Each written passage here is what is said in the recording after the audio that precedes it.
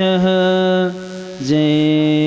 श्री ओम नमः सिद्धेभ्यः जय श्री ओम नमः सिद्धेभ्यः धैर्यमः सर्वे सुखाकरो हितिकरो धर्मं बुधाश्चिन्वते धर्मेणैव समाप्यते शिवसुखं धर्माय तस्मै नमः धर्माय तस्मै नमः धर्माय तस्मै नमः।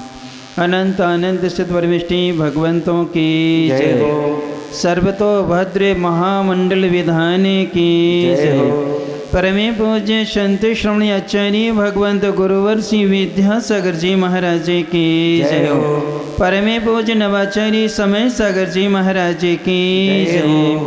परमे पूज्य जैसे निरापक शरण पूज्य मुनि श्री योग सागर जी, नियम सागर जी, श्रद्धा सागर जी, समता सही समस्त निरापक मुनिराजों की जय हो। परमे पूज्य मुनिवर 108 अजित सागर जी महाराज की जय हो। परमे पूज्य मुनि श्री निराग सागर जी महाराज की जय हो। ढाई दिन में 3 कम 9 करोड़ महामुनिराजों की जय हो। बोलिए परम पूज्य अलग श्री विवेकानंद सागर जी महाराज की, समस्त आचार्य संघ की।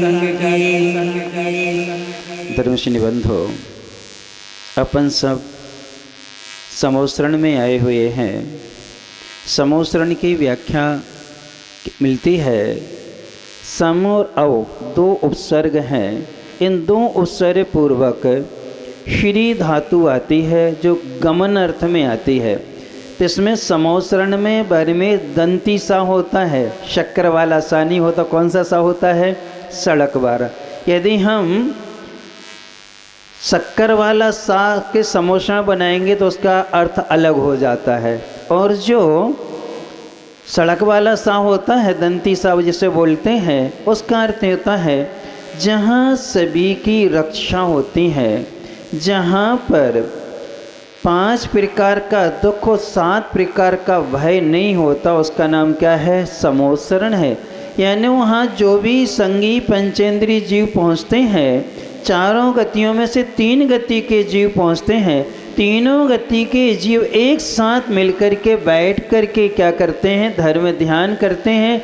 आपसी वैर विरोध आदि सब क्या है? मिट जाता है। उसका नाम क्या है? समोसरण है।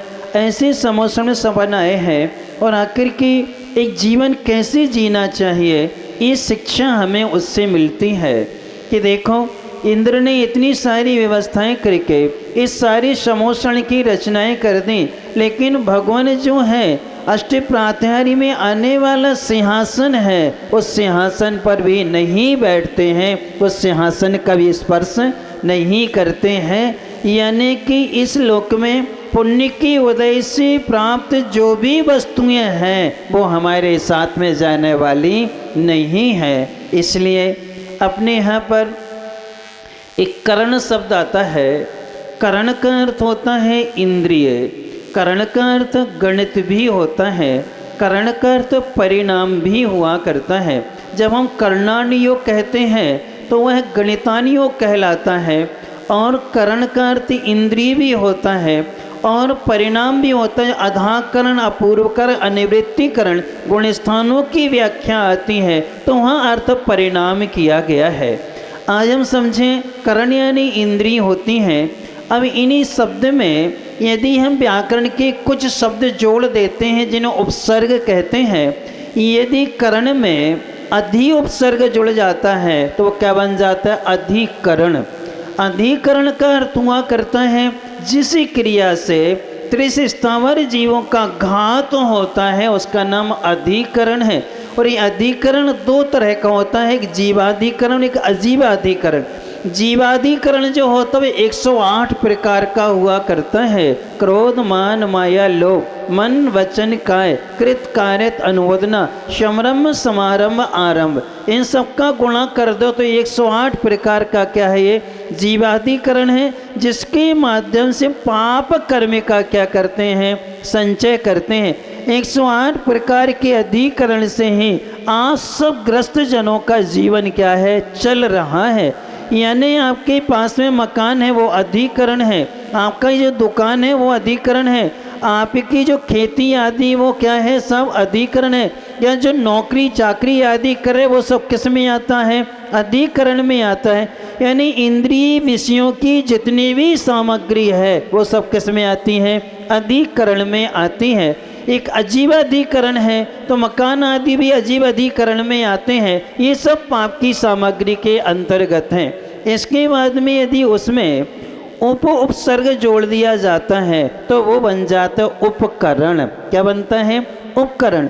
उपकरण का अर्थ क्या है, उपकरण का अर्थ किया गया है जिससे आत्मा का उपकार होता है वो क्या कहलाता है, उपकरण कहलाता है। अर्थात जिनके माध्यम से आत्मा धर्म ध्यान में प्रवृत्त होती है उसका नाम क्या है, उपकरण है। तो 9 देवता हमारे लिए उपकरण हैं। कौन कौन से, पांचों परमेष्टि, जिन धर्म, जिन आगम, जिन चैतुर, जिन आलय। ये समोषण जो दिख रहा है ये जिनालय का ही प्रतीक होता है। ये क्या है, उपकरण की कोटि में आता है। पिछी उपकरण है क्योंकि जीव रक्षा उससे होती है। कमंडल भी उपकरण है। शास्त्र जो है ये भी क्या है, उपकरण की कोटि में आते हैं। तो ये सब क्या है, जिन जिन से धर्म ध्यान होता है, जीवों की रक्षा आदि होती है, वो सब उपकरण में आते हैं। तो ये उपकरण हो गए। उपकरण के बाद में एक शब्द और आता है, उपसर्ग जोड़ दें, अंतर शब्द जोड़ देते हैं तो उसका अर्थ अंतःकरण। क्या बन गया वो, अंतःकरण। अंतःकरण का अर्थ होता है हृदय, चित्त, यानी अपने हृदय की निर्मलता, अपने हृदय की विशुद्धि। ये 4 चीज़ों की, करण, अधिकरण, उपकरण और अंतःकरण। अब हम आपसे पूछें इन 4 में से आपने अभी तक सबसे ज़्यादा समय और सबसे ज़्यादा पुरुषार्थ किसके लिए किया हुआ है, करण और अधिकरण के लिए। किसके लिए, करण और अधिकरण के लिए। हम क्या है, बाल अवस्था से लेकर के वृद्ध अवस्था तक हम उसी के लिए जीते हैं। अर्थात हमारा अधिकांश समय जितना निकल रहा है वो करण और अधिकरण में निकल। उपकरण के लिए हम कितना समय देते हैं, कितना देते हैं, अभिषेक आदि हम करते हैं, पूजन आदि करते हैं तो 24 घंटे में 1-1.5 घंटे देते हैं, 2 घंटे दे देते हैं। तो ये उपकरण के लिए घंटे 2 घंटे का दिया गया जो समय है वो तो हाथी के स्नान के समान है। किसके समान है, हाथी के स्नान के समान है कि हाथी तालाब आदि में जाता है, नदी आदि में जाके क्या करता है, स्नान करता है, और जैसे ही बाहर आता है तो क्या निकाल डाल लेता है, अपने ऊपर पूरी धूली डाल लिया करता है।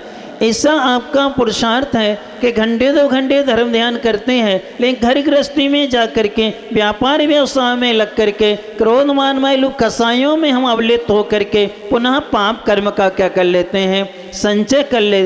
इसलिए ग्रस्त धर्म के लिए आत्मानुशासन में कहा गया है कि ग्रस्त की जितनी भी क्रियाएं हैं सब क्या होती हैं, व्यर्थ होती हैं, उससे लाभ उसको नहीं मिला करता है। अब इसके बाद में आते हैं उपकरण के लिए हमने कितना समय दिया, किसके लिए, उपकरण के लिए। उपकरण से हम जुड़ते हैं अंतःकरण को निर्मल बनाने के लिए। किसको निर्मल बनाना है, अंतःकरण को। हमें अपनी हृदय की विशुद्धि बनाने के लिए हम किससे जुड़ते हैं, उपकरण से जुड़ते हैं।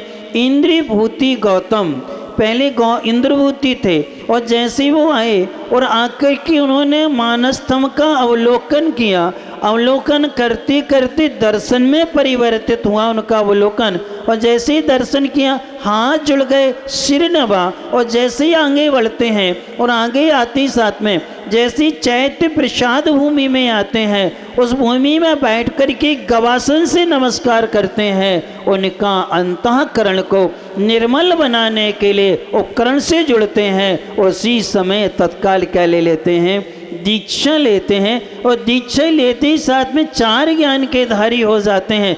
विपुलमति मन है प्रज्ञान प्राप्त होता है, और गणधर पीठ पर क्या हो जाते हैं, स्थापित होकर के अपने लिए भगवान से क्या करते हैं, जोड़ देते हैं। इसलिए अभी तक अपन ने बहुत सारा समय करण अधिकरण में निकाला है। अब आपकी यहाँ ये 24 समोषण है, 25 समोषण कल्पद्रुम अपन जो विधान कर रहे हैं, ये विधान जो है उपकरण के लिए है। अब आपका शेष समय पूरा चतुर्मास आपका निकल गया, करण और अधिकरण में निकला है, लेकिन अब आपका जो शेष समय है वो उपकरण से जुड़ना है, अंतःकरण को निर्मल बनाने के लिए। 10 तारीख को भी एक अवसर है उपकरण से जुड़ने का। किससे? उपकरण से, पिछी से जुड़ने का एक अवसर रहेगा। फिर इसके बाद में नसिया जी जो आपकी तैयार होना है वो भी क्या है? क्या है? अधिकरण के उपकरण है। नसिया क्या है? वो उपकरण है। पहले के लोग नसिया ये है कि वहाँ गांव के कोलाहल से थक जाते थे, वहाँ जाकर के बैठ कर के धर्म ध्यान करते थे, 1-2 दिन वहीं रहते थे, अष्टमी चतुर्दशी को उपवास वहीं करके अपना समय क्या करते थे? धर्म ध्यान पूरे व्यतीत करते थे। ऐसी नसिया जो निषदिका का परिवर्तन रूप कहलाता है, इसलिए उपकरण से जाओ। आपका मकान आपको सुख शांति देने वाला नहीं है, आपका व्यापार, आपके प्लाट आदि जो भी पड़े हैं, ये सारे के सारे सुख शांति देने वाले नहीं हैं। यदि हम इन सबको अलग करके सीधे यदि हम उपकरण से जुड़ते हैं और उपकरण से जुड़ेंगे तो हमारा अंतःकरण निर्मल होगा, और अंतिम समय में अंतःकरण की निर्मलता हमारे परभव को क्या कर देती है? अच्छा बना देती है। इसलिए सभी लोग अब अपने अंतःकरण को निर्मल बनाने के लिए कलश शिखर के उतर गए हैं। वो भी उपकरण में आते, किस में आते हैं? उपकरण में आते हैं। उन स्वर्णमय कलशों को देख के अंतःकरण निर्मल होता है, देवों के विमान ऊपर से निकलते नहीं हैं। इसलिए अपन सब अब अधिकरण से न जुड़ें। जितना भी जीवन आपका शेष जितनी उम्र रह गई है वो अधिकरण को छोड़ करके, करण को छोड़ करके उपकरण से जुड़ें और अंतःकरण को क्या करें? निर्मल बनाएं। इन्हीं मंगल भावना से परमे पूज्य शांति शुणी आचार्य भगवंत गुरुवर श्री विद्यासागर जी महाराज जी की जय। पूज्य मुंशी निराग सागर अजय सागर जी, निराग सागर जी महाराज जी की जय। आइएगा हम चलते बहुत सहज और सरल भाषा में महाराज ने अंतःकरण और उपकरण की